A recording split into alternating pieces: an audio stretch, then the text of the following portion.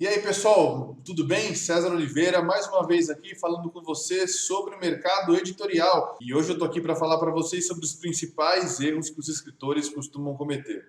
Eu falo isso e não é sem experiência. Eu atuei durante mais de 16, 17 anos no mercado editorial dentro de uma editora, onde do processo de criação de capa e todo o marketing, todas as peças de divulgação e toda a peça de criação de capas, e inclusive eu tenho mais de 2.000 capas feitas. Então, dentro desse processo todo, eu atuei muito fazendo leitura comercial das obras e fazendo orientação aos escritores, né? Eu estudei muito para poder fazer isso, fui treinado por excelentes escritores, né, que me mostraram diversos parâmetros, diversos modos de medir a qualidade de uma obra, e por causa disso eu sempre tive e tenho uma opinião um pouco mais direta sobre como devemos tratar um texto. E a maioria dos escritores não gostam dessas dicas que eu vou passar, só que elas são deveras importantes. Falando sobre capa de livro aqui, como eu falei, eu tenho mais de 2.000 capas de livro no meu portfólio, então eu atuo diariamente no mercado editorial, criando capas e soluções para diversas editoras no país. É um mercado que cresce, mesmo em tempos mais difíceis como o que nós estamos passando, e eu queria deixar aqui embaixo o link do meu curso, se você quer aprender a fazer capas de livro no Adobe Photoshop. O primeiro erro que muitos escritores cometem é ler pouco. Não está escrito a quantidade de obras de escritores que eu peguei para fazer análise e demonstrava claramente um repertório rasíssimo, um repertório muito curto, muito raso, muito estreito. Faltava para aquele escritor, faltava horas e milhares de páginas de livro consumido para ele começar a compreender como é que se constrói uma história. Histórias assim contadas de pai para filho, e que aumentou-se um pouquinho, escreveu aquilo e achou que era um livro. Sabe, escrever um livro é diferente de contar uma história.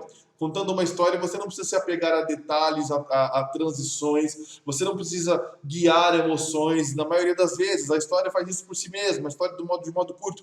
Mas escrever um livro é guiar o leitor página a página, é guiar uma transição, uma rota de quem está lendo um livro capítulo a capítulo, que vai guiando entre emoções, entre tensões, tramas, entre concordâncias e discordâncias. É óbvio perceber na escrita de muitos autores, publicados inclusive, o quão frágeis eles são com relação à argumentação, porque o repertório é curto demais.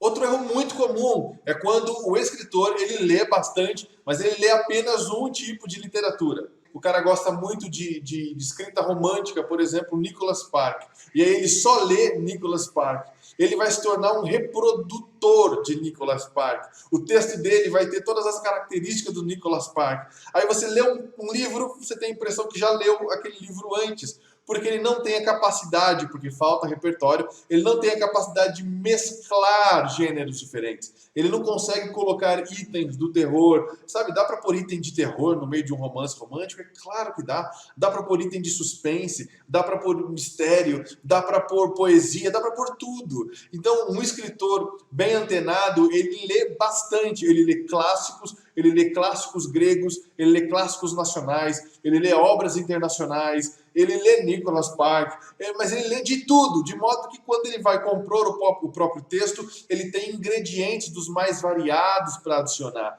Ele tem um repertório muito mais amplo. Então não basta um escritor ler bastante quando ele apenas lê o tipo de gênero que ele mais gosta. Um bom músico, eu sei porque eu sou músico, eu toco alguns instrumentos há mais de 20 anos, um bom músico, ele não basta aprender um instrumento só, e também ele não pode ouvir só o tipo de música que ele gosta. Vai chegar um momento em que ele vai precisar agregar acordes, transições de um tipo de musicalidade naquela estrutura que ele vai usar e ele não está preparado. A mesma coisa é para um escritor. Leia bastante, mas leia tipos de livro que você não gosta. Leia uma biografia.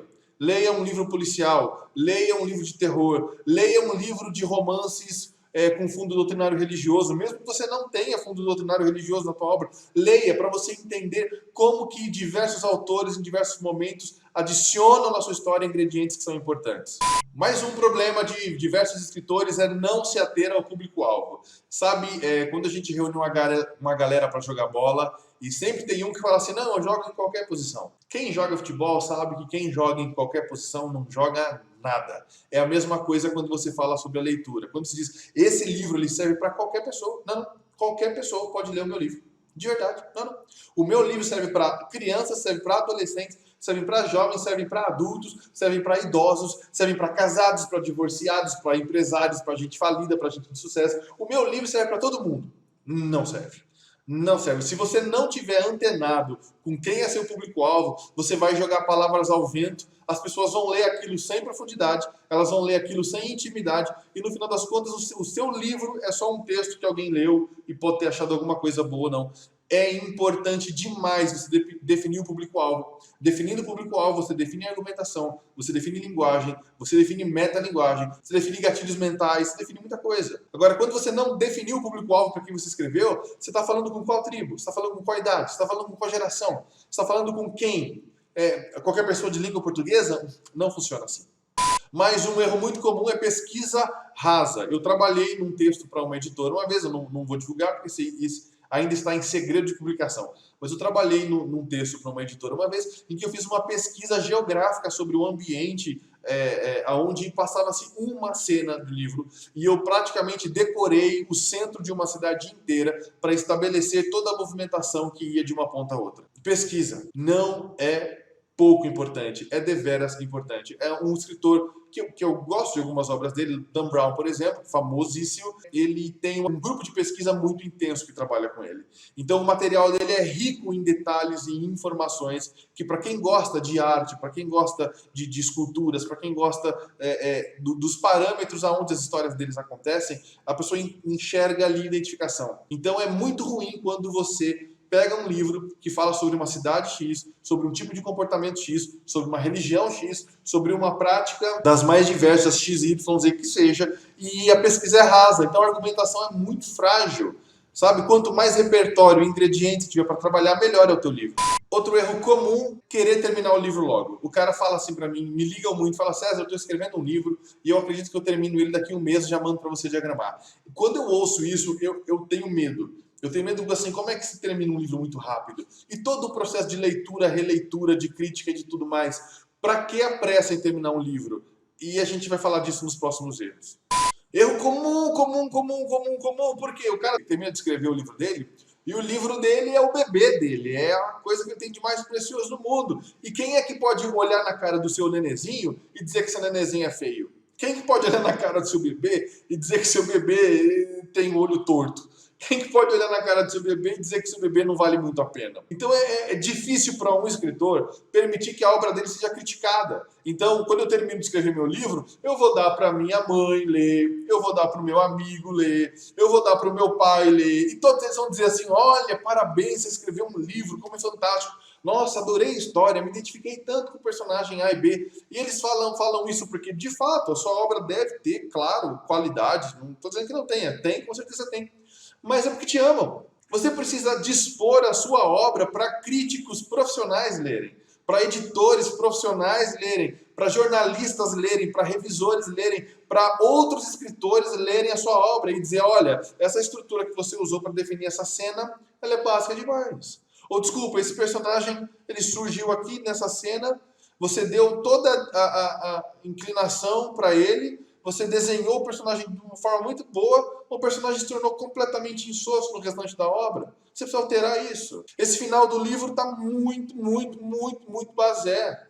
É muito previsível. Essa cena é completamente desnecessária. Você precisa de alguém que olhe para o seu livro e diga, olha, o seu livro tem potencial, mas precisa trabalhar melhor nele. Mas a gente não quer ter o nosso ego ferido, é por isso que a gente não faz isso. Mas esse é um erro gigantesco. Exponha o teu texto a quem tem capacidade técnica de dizer, inclusive, coisas ruins sobre o seu texto. Tem que ter coragem para ser escritor. Um erro que envolve esse é não aceitar orientações editoriais, sabe? O editor, ele não está aí só para pegar o seu texto, transformar em livro para você, imprimir e vender, sabe? Isso você faz sozinho. Você consegue fazer. Você precisa ter dinheiro e saber o caminho, não é um bicho de sete cabeças. O editor está aí para dizer para você que você precisa alterar o texto, que de repente tem uma cena que, olha, eu já peguei isso em muitos livros e já fiz esse trabalho dezenas de vezes, que é pegar a cena de um livro de um autor específico e aquele trecho tem um potencial gigantesco, mas o autor não soube explorar o próprio potencial. Às vezes você tem uma ideia fantástica, mas você não sabe executar direito. Já passou por isso? Eu já passei. né? Todo mundo passa. E às vezes isso acontece na nossa escrita. Você tem uma ideia fabulosa, mas você não conseguiu desenvolver bem essa ideia. Então, precisa entrar o editor e dizer que, olha, vamos precisar usar um copyright aqui nesse trecho para melhorar ele para você. Mas a gente, sabe, você publicar um livro é você abrir um pouco de mão de orgulho e saber que você precisa de ajuda, sabe? E às vezes você escreveu, você tem um diamante bruto na mão, mas você não deixa ninguém lapidar ele para você. Então, quando você impede, ou você chia, ou você se chateia porque o seu editor decidiu mexer no seu texto, você está tirando a oportunidade do profissional que você contratou ou que está te ajudando na publicação do livro a fazer um bom trabalho e tirar o melhor produto do que você desenvolveu. Então não tem esse orgulho não, cara. Deixa o seu editor trabalhar, afinal ele é profissional. Um erro bastante comum no processo de escrita do autor, existem vários autores que eu conheço, inclusive, que têm um bom português, eles falam bem, eles escrevem bem, e eles acham que estão aptos a fazer a própria revisão ortográfica. E isso é um engodo, isso é um engano. Refazer a revisão ortográfica requer treinamento. Um professor de português talvez tenha mais habilidade, mas eu conheço revisores de ortografia, que eles, além de terem curso de letras, além de serem professores de português, passaram por extenso treinamento de revisão de texto. Revisão de texto não é saber onde pôr uma vírgula ou não, é você fazer uma análise completa de um parágrafo, estabelecer parâmetros corretos, se tem lógica, se ele está em sincronia. Sabe, isso é uma arte, isso é uma ciência, né? Então, o autor, ele por apego emocional, raramente estará preparado para fazer a própria revisão ortográfica. Por isso que nós temos profissionais capacitados no mercado. Então, não menospreze o profissional da revisão de texto, ele é deveras importante. Erro comum, afeta muito o meu trabalho, é quando o autor decide ser designer, o autor decide ser diagramador, o autor decide ser revisor, o autor decide ser vendedor, o autor decide fazer tudo que a editora está fazendo. Então ele quer ordenar como é a capa do livro e o autor precisa entender que ele não tem a visão do leitor, ele tem a visão do escritor. Tem uma série de informações na mente do autor a respeito da obra dele que não está clara na obra dele. Tem uma série de impressões. O autor às vezes desenvolve um personagem, toda a característica do personagem, e ele não brifa aquilo no papel, mas ele tem brifado na mente dele. E ele quer que a gente desenvolva uma capa, todo um conceito baseado num briefing que não existe. E quando a gente vai tentar executar, olha, raramente eu, como capista, mais de 2.000 capas, olha o jabá aí, me contrata para fazer sua capa e faça meu curso. Olha o jabá. Então, eu, como capista, raramente vi a capa que foi guiada pelo escritor, pelo autor, essa capa fazer sucesso. Eu raramente vi. Porque ele não tem a visão editorial sobre o livro dele, ele tem a visão do papai olhando para o filho. E esse tipo de relação não pode existir, porque vai sair prejudicado. É como um pai que mima o filho demais, é o autor que protege a sua obra de intervenção dos profissionais que ele contratou para isso.